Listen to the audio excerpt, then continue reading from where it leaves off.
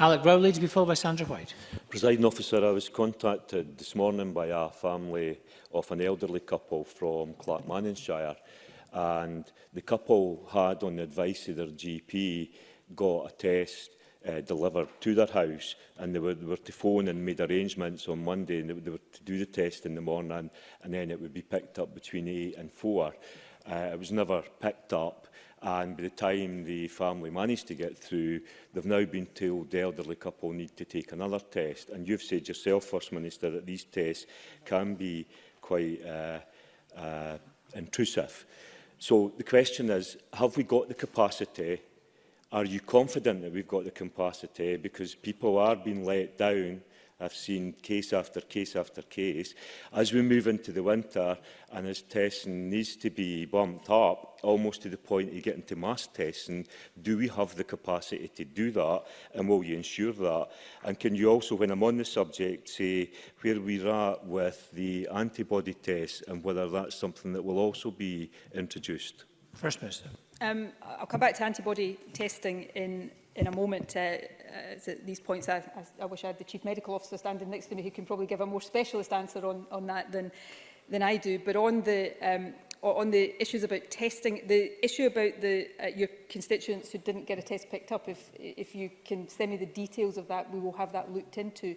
The home testing provision is part of the UK government-administered system, but we will work with them if there are practical difficulties there. That shouldn't have happened, and I obviously don't know why that did happen, but I would be keen to look into that. In terms of capacity, yesterday, for example, there were, I think, around 22,000 tests carried out across Scotland. We have daily capacity right now in the region of 40,000 tests a day. We have plans in place to increase that to 60,000 approximately tests a day.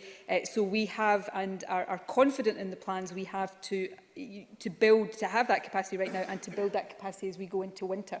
One of the things which we have experienced this week, which we have contingencies that are being activated, is there will inevitably be points where demand peaks beyond the average level, and there may be reasons for that we can foresee. There may be reasons for that we don't foresee. There may be a circulation of another virus in a particular area, or there may be a COVID outbreak in a particular area that increases demand. So one of the key focuses for us this week has been ensuring that these contingency arrangements, where we need perhaps short-term boosts in capacity, are there and can be activated. So these are things that Health Secretary and I and others look at with our officials on a regular basis. Overall, our testing system is working well. Test and Protect is working very well, but we may face a period as we go into winter where these pressures become much more significant again, and therefore we are looking ahead to make sure we can cope with that. On antibody testing, we do antibody testing in Scotland for surveillance purposes. The issue with antibody tests right now are twofold. One is there is still questions, although I think that the quality of the tests is getting better and there are effective tests that are now available. But the biggest problem we still have with antibody testing is we don't really know what the results of an antibody test mean.